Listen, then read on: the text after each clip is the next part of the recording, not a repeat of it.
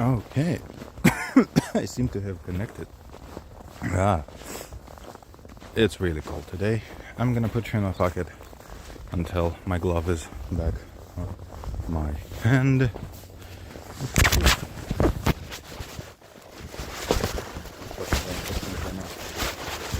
Right.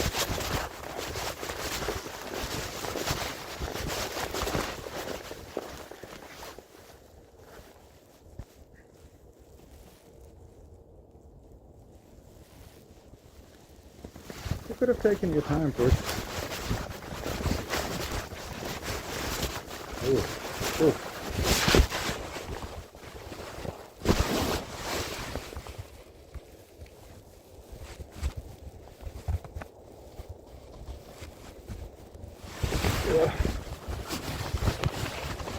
Yeah, man.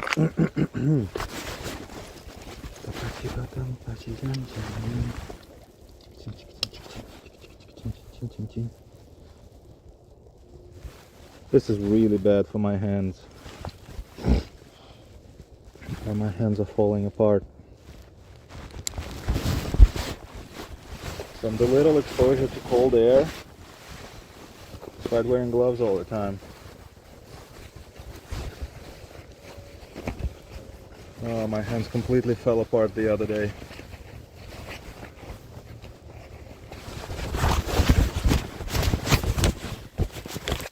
On film.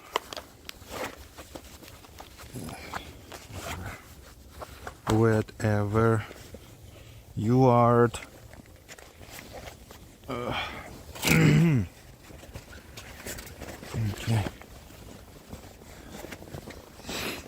Huh. Okay. They're gonna have to deal with my finger being in front of the camera, I suppose, because there's literally nothing I can do about it. Well, let me think. Nope. There's nothing I can do about it. It's this type of glove. I'm holding the phone by the pop socket. Okay. So, it is stupid cold today. I have not been online since quite a few days ago. Because one day it fucking rained. Then it rained again. Then it snowed again, and then it snowed again. So, well, snow is not a problem. Rain is a problem because my phone is no longer waterproof or even water resistant because I had to take it apart. Well, essentially twice. Actually once, but once my phone took itself apart, it literally unglued itself. The back, whatever you call it, back plate, just unglued itself out of my... Great glue you're using, Samsung. Really great product. Love it. And the next time it unglued itself again, because, whatever I had didn't really help all that much. So I took the whole thing off and re-glued it in its entirety rather than just gluing like the corners. Well, not the corners, it was like 60% of the back plate was unglued. And I just carefully glued those parts in. Well, next time it happened, I unglued the whole thing and put that thing in its entirety on a new coat of glue. And the funniest thing, ever since I've done that, it's actually holding. But it's definitely not hermetically... Fuck. I hate the word hermetically sealed. It's not hermetic, it's not sealed, okay? Because, well, it's redundancy, in case you didn't understand the source of my annoyance. Okay. So speaking of stupid, right? Stupid cold. Yeah. Didn't stream for a couple days because, honestly, just couldn't. Even this thing could potentially be...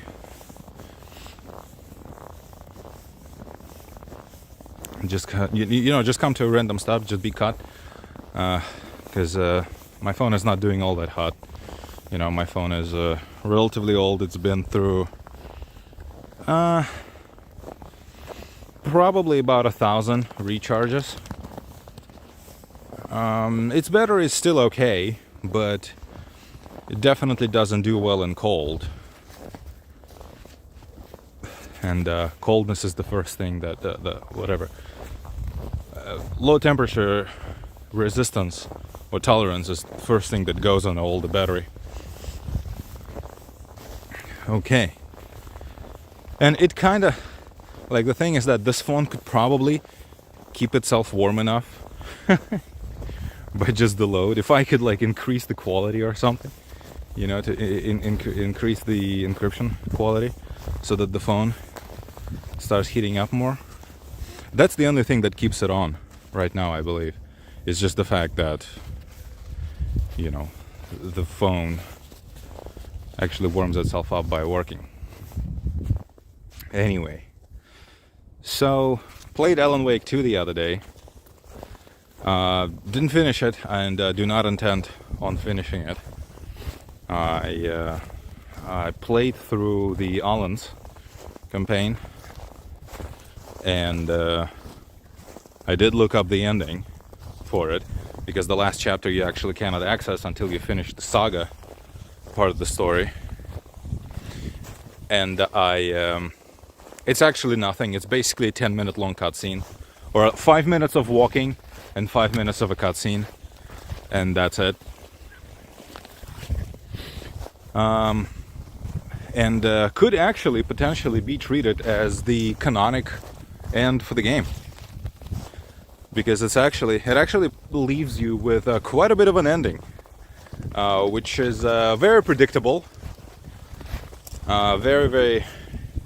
very on the nose, very cliche type of twist, but it was done tastefully, and I actually did enjoy it a little bit even. The saga's part of the story and the game, I just gave up on. It's too badly written, and it's also boring on top of being badly written. So it's both annoying and boring. So I don't know. The temperature of the phone keeps dropping, so it'll probably cut off. But let's see if it keeps going. So the things that I actually liked first, because I really did like some of the aspects of the game, and let's talk about what's actually fantastic about it. I think Remedy could have done a brilliant Silent Hill entry, because the Alan campaign, for the most part, was absolutely brilliant. There was hardly any combat in it, but it was almost challenging, I would say. Alan is very easily overwhelmed. It's very nicely kind of like grounded in an actual survival horror type style. Aine, you have to come back. I cannot go through here. Come on. No. Uh-huh. Yeah. Aye, good boy. What a smart boy. Okay, go to the right now. Come on. Come on. Yeah. It's a bit... how should I put it? Initially, I was rather frustrated when I realized that the entire campaign will basically be just this, like, you know, nightmarish New York. Because that's quite a bit of a leap, you know, from what Alan Wake 1 was about. But, like, Saga covers that part of the feel and the aesthetic. Although it fails miserably at doing so.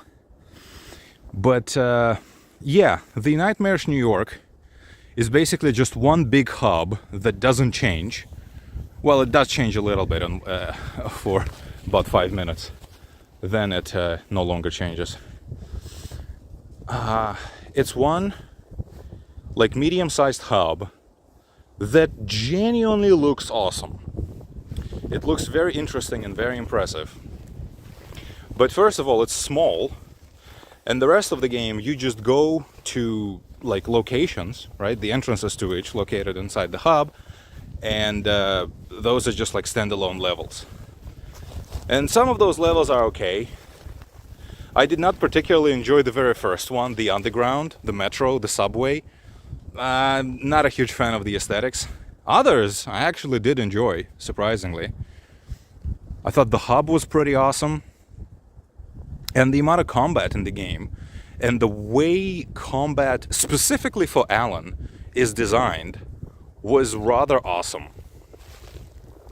So let's talk about everything about that. The story. The Alan part of the story is both a prequel and something that plays at the same time as the Saga's campaign is happening. If you actually play the game like a normal human being, you would assume, so this is like a prequel, this is what happened to Alan, this is how he escaped. Well, yes and no. Because Sam Lake basically operates from this perspective, where we basically believe that time does not really exist in the dark place. And it's not that like there is a time dilation effect in the dark place. No, it's just that literally the dark place, time does not exist there. It exists outside of time. So the dark place can access any point in the quote-unquote like timeline of the real world and any state of the real world, Like we are not to question whether Alice is alive in the real world or not, or if she died. It's that she will die unless Alan saves her, but also, did she die already anyway? Like, what exactly, how does that work, right? I'm gonna talk about the story more, I suppose, but generally it's a pretty okay narrative, and it does keep you interested. Now, there are two problems with the writing in general in the game, and it's not even just the Alan's side or anyone. So first, let's address the obvious, the cringe. The FMVs and the cringe of the We Sing chapter. Yeah, you all seen the We Sing. I saw We Sing also. I've seen it way before playing the game. And I thought to myself, oh wow, they are really leaning that hard into the whole meme of Sam Lake being a like a cringe lord. And well, listen, I appreciate Sam Lake is nearly a boomer. He's a Gen X, obviously, but he's nearly a boomer. So he really enjoys this whole thing of, I'm being quirky, I'm being witty, I'm being so relatable and youthful. Wow, ain't I awesome, right? Ain't I awesome, baby? Like, so I understand that. I understand, and, this, boomer drive of suddenly realizing that you're old as fuck and deciding that, no, actually, I am wackier than I've ever been in my life. Whee! Because I've been self-developing. Ooh, look how much new age I am. Look how enlightened I am. So I understand that. I understand the need for a boomer to go, wacko in their whatever golden years, because he's just like, I'm so creative. Like, this is my creativity. And of course,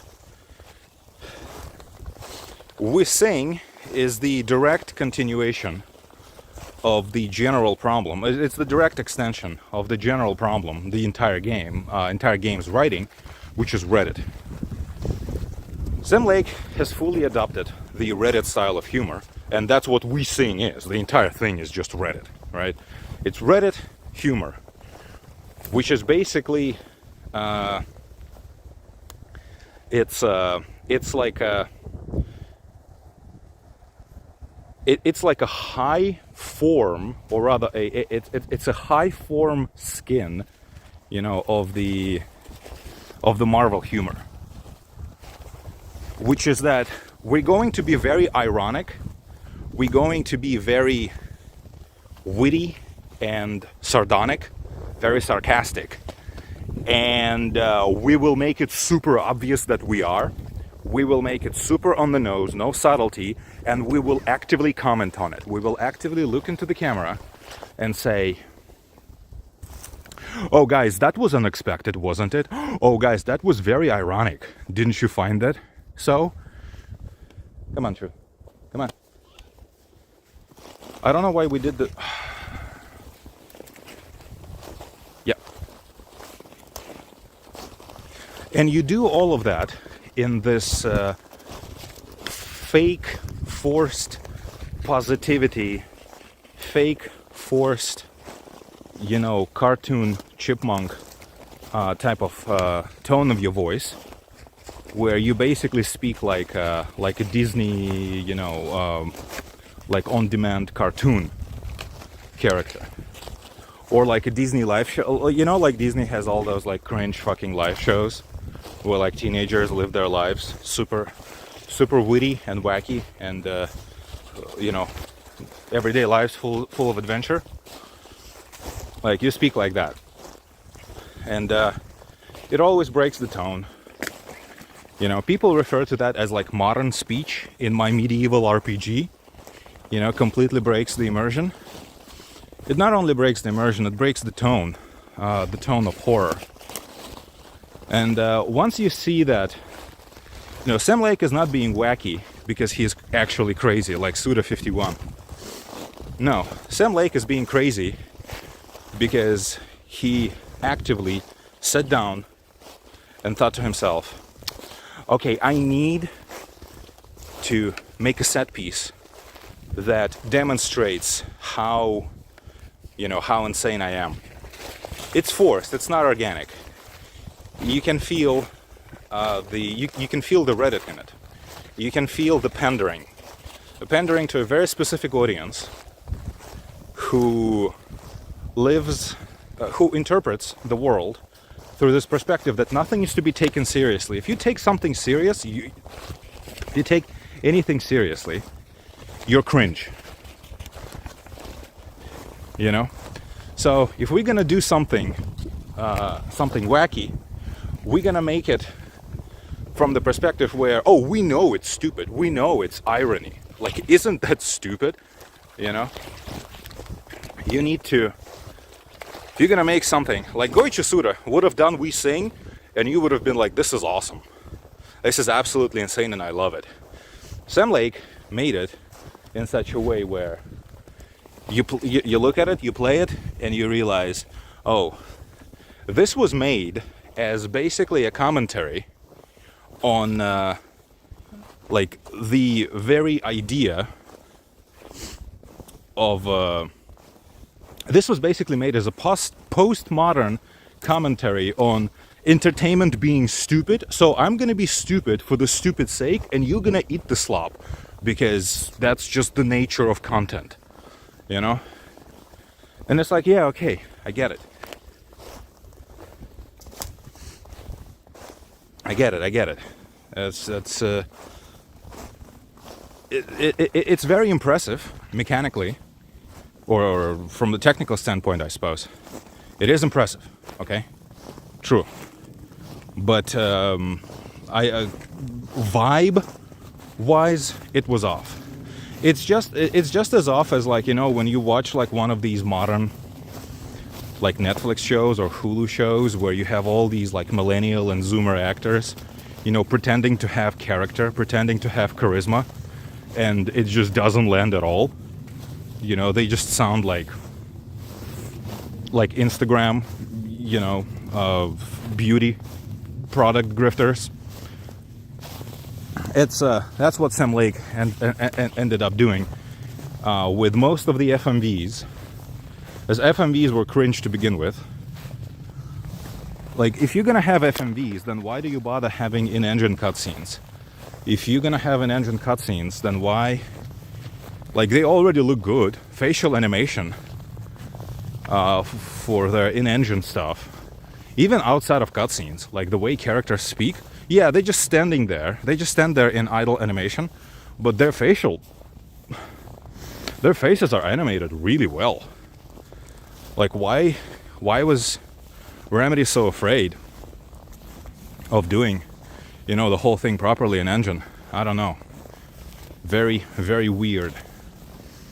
So the initial cringe is really, really bad because although some of the actors are pretty okay, like even in Alan Wake 1, I was always very impressed, with the voice acting in that game. That game was acted out brilliantly.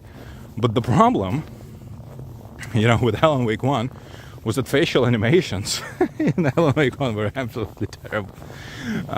Anyway, in Alan Wake 2, you have those actors basically playing themselves, right? Well, not playing themselves, playing as themselves in actual FMVs, like approximately 70% of the time. Or maybe not 70, I don't know. 55 to 60, definitely.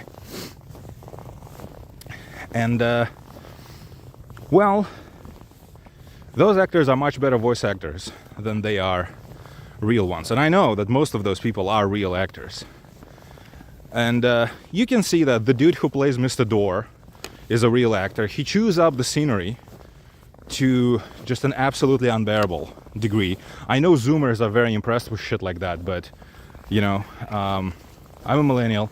I grew up on, media. So I've seen, powerful, egotistic, ego-driven actors, chew up their roles like that. I've been a witness to that, my entire life. So I'm not particularly impressed, with the dude just like chewing up the cool.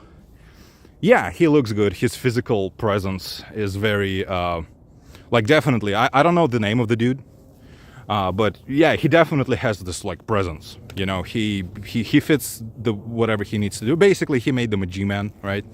He made them the new, and he's probably in other games by Remedy, but I don't care. I know he was referenced in Control, but like whatever. He's basically the new big one since Alan Wake 2 basically retconned almost everything about everything, and the dark presence is no longer even a thing. Like, we now have a dark presence, and I may talk about it later. I don't know. I may have to do another stream on it. So yeah, those real life stuff, like the dude who plays Alan Wake, he's allegedly a real actor first, before being like just a voice actor. Okay, I believe it, but he's a really cheesy and shitty like real life actor. No, he's really good at doing this like very chewy, very like over the top, thing he did in Alan Wake 1. In real life, his acting is cheesy. It's overacted, and it's not believable. It's very theatric. Well, that's because most, small-time actors, they either start in theater or they are primarily, theatrical. I need like theater actors. So it's cheesy, it's overacted, it's unbelievable.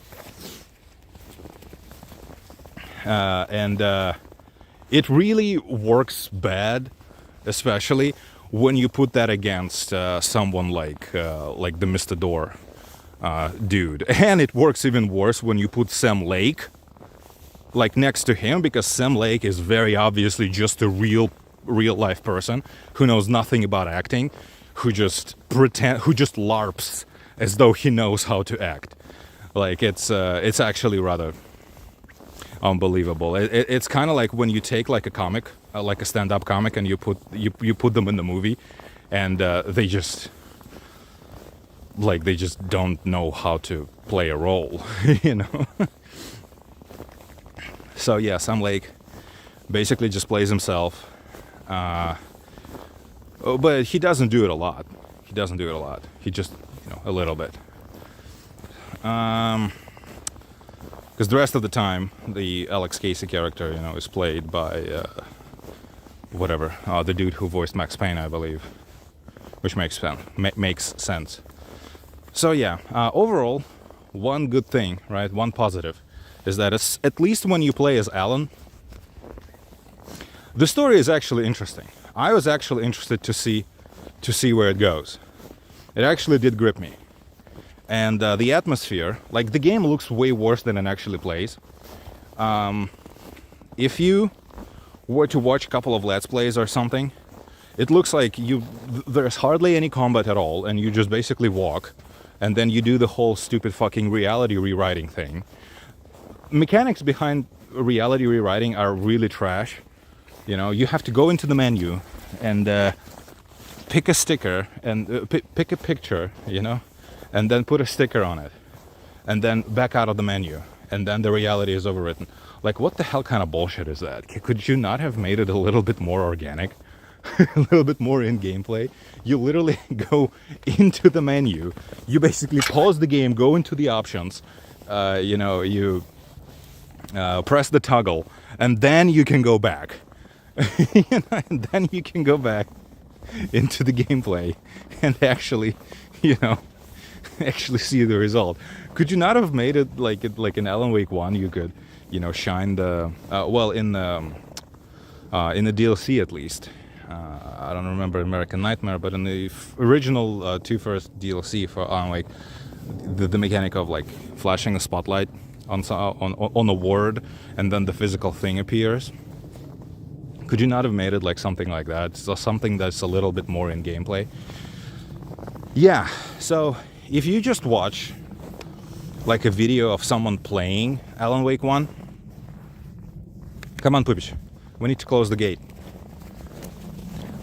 It looks really bad, but if you play it yourself, I say it's a pretty nice survival horror experience, and it's very atmospheric. I did mod the game a little bit, so I turned off everything I could turn off for post-processing, like lens distortion, vignetting. I did turn off the game actually has a layer of blur that I suppose just another word for depth of field, and there's a reshade mod that literally does nothing but turns that shit off. And you compare the two, and it's like stupid. It's like the layer of sharpening was applied to the game, and maybe that's actually what is happening. Maybe the game renders itself at a lower resolution, even when you don't have like an upscaling bullshit, you know, turned on, because with that thing, with that blur, with that anti-blur mod, the game legit looks sharper. Just a little bit, but noticeable. And like, I have no idea what that blur effect was even about. Is that another depth of field effect? Like, the depth of field is a different toggle, and turn that off. Yeah, but there is additional just generalized layer of blur over everything in that game, and you can turn it off. It's not one of the effects of the, like, it's not one of the VFX for the Alan portion of the game. No, it's like legitimately everywhere. So I had that thing turned on, right? I also turned the jump scares off because I just didn't need that shit. Terrible addition to the game, but you can still play with them. They wouldn't. The mod that's supposed to erase them or take them out of the game actually just takes out the flashing image, but the noise still remains. So it's still a little bit startling. And yeah, I'm a startly dude because I'm hyper aware. I'm hyper aware of things because I'm, you know, trademark Alex Jones, you know, warrior archetype or whatever. But yeah, it's I don't know. You could probably play with that shit and it would still be alright. So yeah, the story is cringe, but it's interesting. FMV stuff, I don't agree with using that many FMVs because, like, most of the actors, which is primarily the Alan Wake actor, right, are really bad. But good voice actors, but on-screen actor, like, no, I don't believe you at all. Just your voice is fine, but everything about your mannerisms, you You just look like a normal dude pretending to act, you know? Oh, act concerned. Oh, act like you're in a hurry. Oh, act like you're really, really worried about something, you know? Again, concerned. Like act neurotic. And I just imagine any person in your life, like ask your dad to like, Dad, pretend to look for your keys, you know, and that's the acting you get from the Alan Wake actor. So yeah, not particularly impressive, to be honest with you. So yeah, gameplay. Yeah, it looks bad. If you just watch a video of someone playing Alan Wake 2, it looks bad. It looks like a walking simulator. But you should actually play it yourself. I just randomly found myself really enjoying the game, like halfway into the subway level. Although overall, I still don't particularly like it. But I find myself really enjoying that shit. Especially when I realized that, you know, the Words of Power collectible is so interesting because it actually forces you to take in the environment. It's a brilliant collectible mechanic, I believe. And the combat, here's the thing. Unless you play the game yourself, you don't realize how actually ingenious the combat in that game is. So you have all these fucking shadows everywhere, and 95% of them are fake. They're not real enemies. You shine the light at them for long enough, they disappear. You go through them, you walk through them, they disappear. But some of them magically come alive and fucking attack you, and those are the ones you need to fight. And it's really difficult to tell which ones are fake or not. Because every time you feel like you, okay, now I can tell which, I think I learned which ones are fake or not. It's that the fake ones are those that when I shine the flashlight, when I aim at them, when I shine my flashlight at them, you can almost immediately tell that they are like transparent. Those are fake. And those that stay dark are probably almost always real. No. No, some of the fake ones are not as fast to go transparent. And also some of the real ones appear totally like they are about to just dissolve into nothingness right before they attack you. And they all act to your presence. They all turn towards you, and some of them even like run towards you before disappearing. They almost all walk towards you, and like you really need to like pay attention. Yeah, after playing for a little bit and realizing that the game is actually way more scripted than it would have you believe, you start realizing that, oh, okay, so in this section, obviously no one's going to attack me. All of these are fake. And you are right like 99% of the time. Now, what percent you're not right, it gets you sometimes.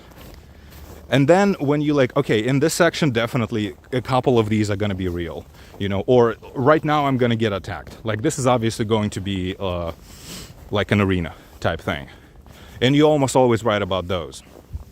But there's this ever-going threat of you never know for sure which shadow is fake and which isn't. And it's genius, I think. Because it actually forces you to slow down and it actually forces you to be wary.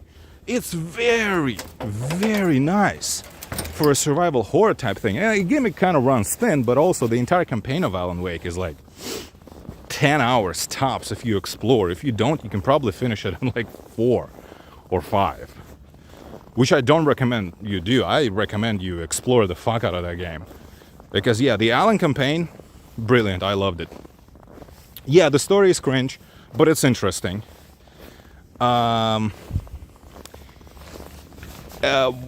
It's also not particularly well written. Aini, could you stop for a second? Push. On top of being cringe, Sam Lake obviously has a new editor, which was probably Sweet Baby Inc. Was his new editor, which explains why the game is not even remotely as well written as the Max Payne games or the first Alan Wake game. Because the elevated style of writing from Alan Wake 1 is all but gone. And also the elevated style of monologue from Max Payne 1 and 2 is also gone. We have Alex Casey doing literally Max Payne monologues, and maybe the idea is that his monologues are supposed to be bad because they were written by Scratch, but we know that Scratch is, spoiler alert, Scratch is just Alan who lost his mind. And it's like, okay, so what exactly is happening here then? Why is Alex Casey Max Payne monologue writing so bad? He doesn't sound even remotely like Max Payne. He sounds like a 15-year-old Zoomer. Even a sufficiently trained 15-year-old Zoomer could probably write an actual Max Payne-style monologue. But the writing is super bad. Like, Alex Casey does not sound at all like Max Payne, and he's obviously intended to sound like one. Don't give me that shit. Well, he doesn't. He sounds bad because he's a pale imitation, of Max Payne. No, he's supposed to be Max Payne. His dialogue, the city, the city, eat you alive, bitch. All that shit is supposed to be Max Payne. And no, it's not even remotely as sophisticated. If Max Payne, sophisticated and elevated, if Max Payne, like monologue writing, monologue brooding, right? Noir brooding was like 10 out of 10. I'm not saying it is, but let's assume it is. Then Alex Casey is like 3 at his best and like 0 at his worst. He just talks like, I'm not even going to call it Reddit. I'm going to call it as just a pale imitation by somebody who had no idea what they were doing at doing like Max Payne dialogue. And I have no idea how it got shipped because the game, but AI was already, I think, in place. Like, they could have asked like ChatGPT 3.5 or whichever was available at that point to elevate that to the Max Payne level, and it would have done that. It could have done that easy. So I don't know what they were thinking. Like, that's the quality of dialogue is also, it's not just that the story itself is cringe and the acting is cringe. In the Alan Wake's campaign, at least, you don't get to interact with that many like real life characters, So it's not as bad, but the dialogue, the monologues of Casey are really bad. Like, it's just not supposed to be that way. So, yeah. Oof. I'm not sure what fucking happened. Well, I know what happened. Sweet Baby Inc. basically wrote that game for Sam Lake, or at least they edited that game for him. Definitely, they were the final editors, right? So, maybe that's the reason. But I don't understand. Like, Sam Lake obviously had some kind of editor, right? Who elevated his writing to the, Stephen King style of Alan Wake, and even before that for Max Payne 1 and 2. So what happened here? Did his old editor quit? His new one was not up to par? Like, I don't understand. Like, how the fuck did Sam Lake ship that? I have no idea. Then also you have the manuscript pages that are not in the Alan's campaign. Only Saga gets the manuscript pages. But those manuscript pages are also all narrated by Alan. And again, they're not even remotely as good as pages from Alan Wake 1 or even American Nightmare. American Nightmare was already not as good. Manuscript pages from there were not as well written because the whole thing was obviously rushed. But the ones from Alan Wake 2, it's just LARP. It's just LARP and cringe, man. I understand now why nobody was interested in that game, because even the people who tried, they were like, dude, this game is just so pretentiously cringe. So forcibly, unnaturally, pretentiously cringe. It's so performative. Alan Wake 1 was not performative. It was boisterous, okay? It was flamboyant. It was not performative. Alan Wake 2 is just putting on a performance for you. An imitation, a LARP. And yeah, the writing, as in like the literary writing part of Alan Wake 2 is just like, yeah, it's bad. It's not just the acting, it's not just the dialogue. It's also things that are supposed to be like high art literary writing, which were supposed to be like manuscripts and Alan's narration and Alex Casey narration. Nope. not even remotely what they used to be. So I have no idea what happened other than Sweet Baby Inc. were the only editor of Sam Lake somehow. And they're like, yeah, we'll elevate it. We'll make it. Just don't worry about it. Just send us the draft, and then we'll finish the writing for you. And then they did the writing, and then Sam Lake didn't bother, or didn't have the heart, or didn't have the authority, maybe even, to touch it any further. So he just like, okay, well, we go with this, I suppose. I don't know. Really, really weak. But yeah, gameplay-wise and atmosphere-wise, Alan's campaign is absolutely insane. I strongly recommend it. I strongly recommend everyone to play it. Just get yourself a save file from Nexus, and start the game from where, Saga is just about to fight Nightingale and find Alan. So 10 minutes later, or 20 maybe minutes later, you'll be playing as Alan. And just keep playing as Alan. Never stop. It's just so much fun. It's actually very survival horror-y. One thing I have against it is that they went way over... they went way overdrive with the whole thing. Aini! With the whole survival horror thing. Because Alan is super weak. He dies in 2 hits. If you fully upgrade his health, he dies in 2.5, maybe 3 tops. If the first one was an explosion, a projectile, and you also have upgraded the perk that subtracts from the damage, explosion damage. Aini! Ein, come here. I don't know what you're doing there, but I'm not super happy about you being there by yourself.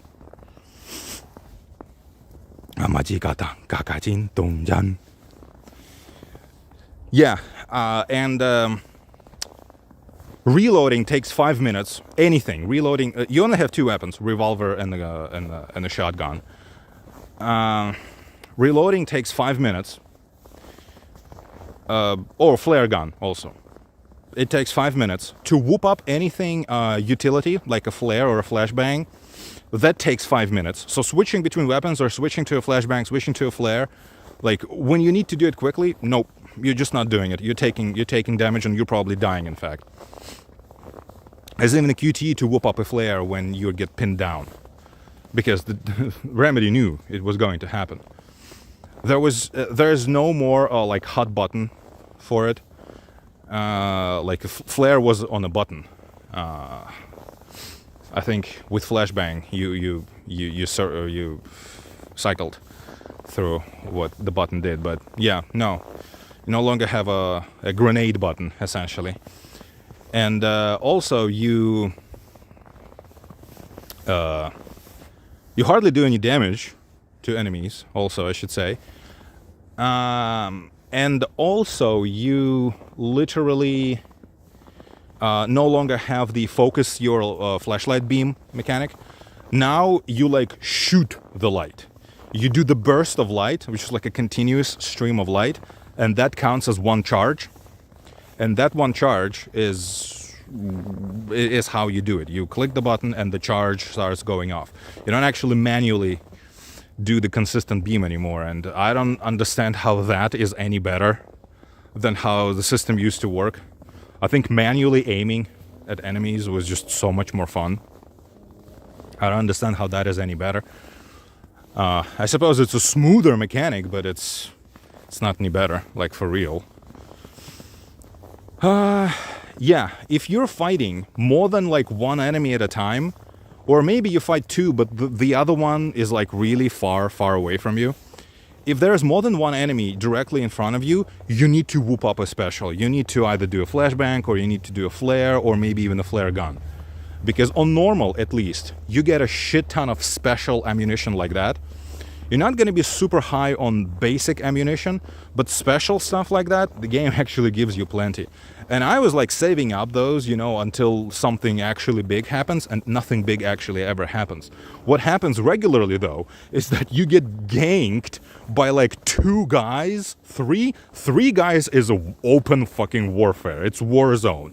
3 guys, okay? Those guys will deconstruct you on the spot. Like, yeah.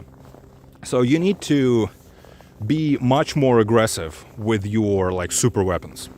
And that I did not realize a little bit. Yeah, I also did not realize how many fucking words of power were everywhere until like way later in the game, because the game taught me the whole thing when I was in the middle of something else, so I clicked through it.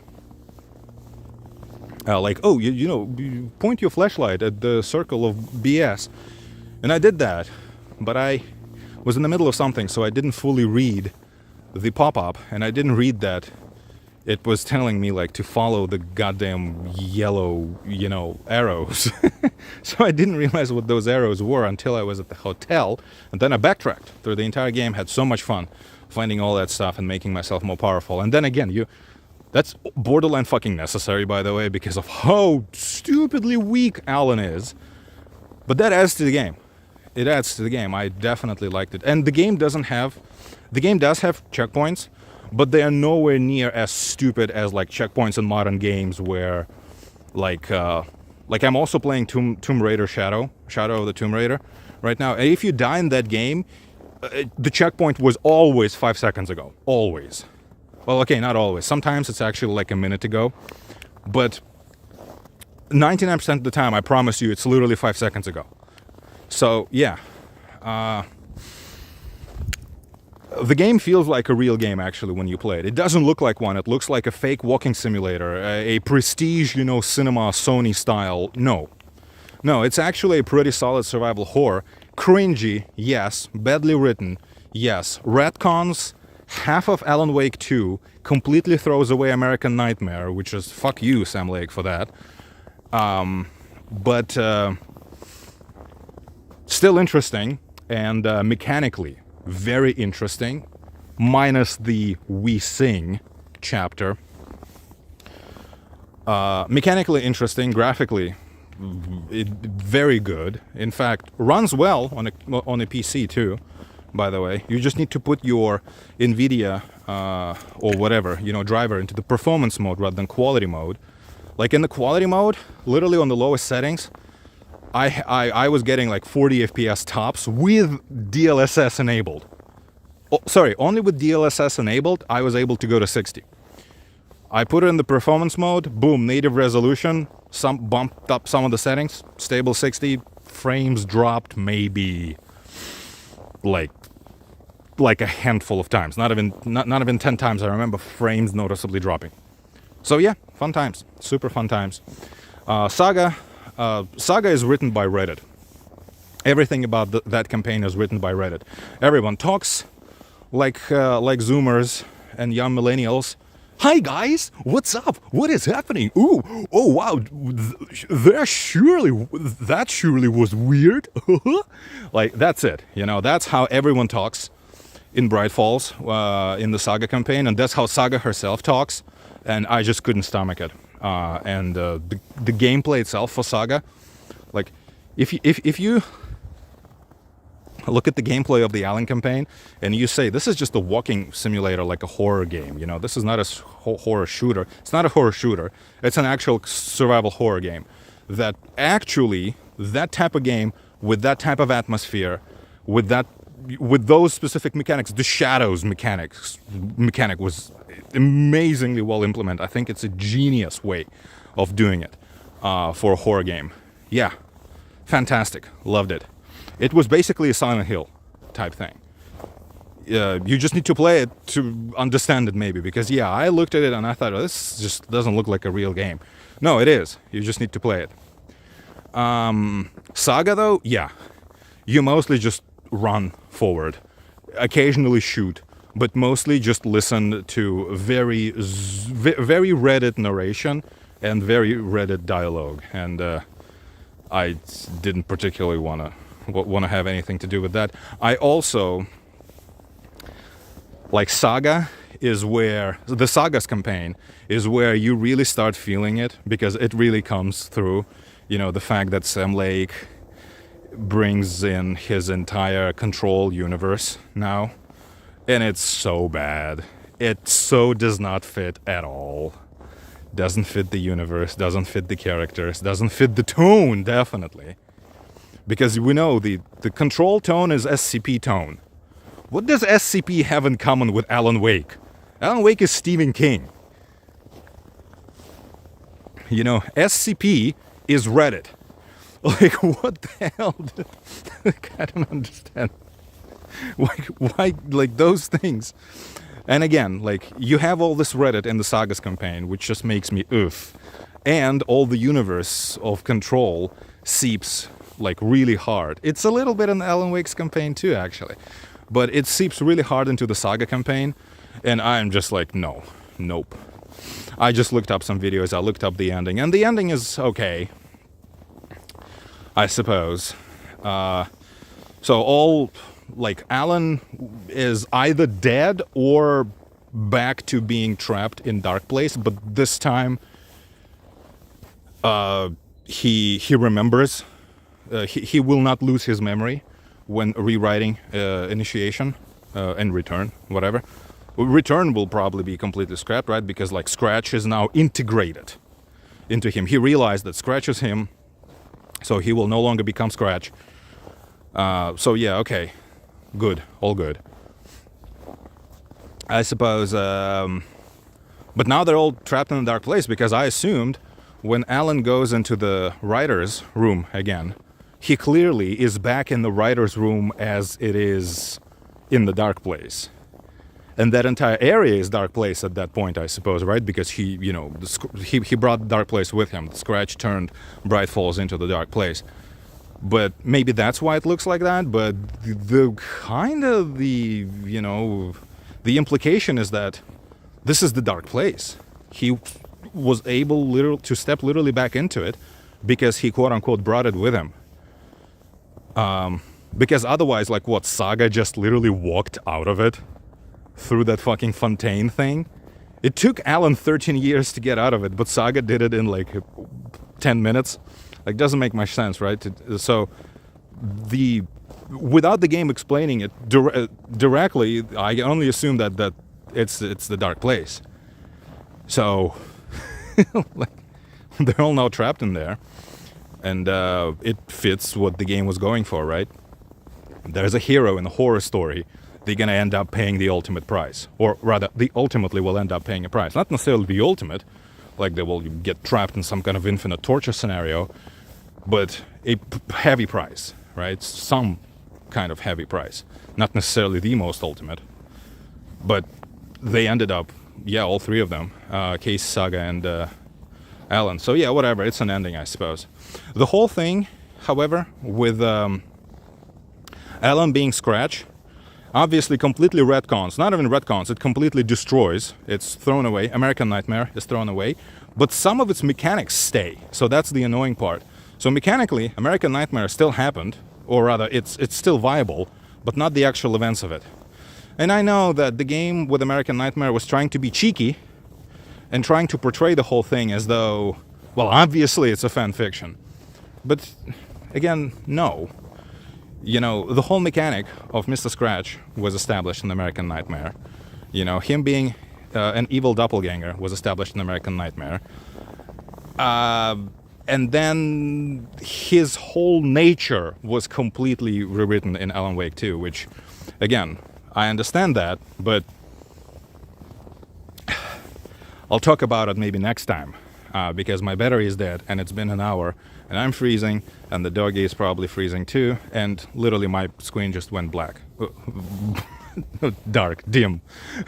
So, once you go dim, it's time to end the stream. Okay. I'll wait like, I don't know,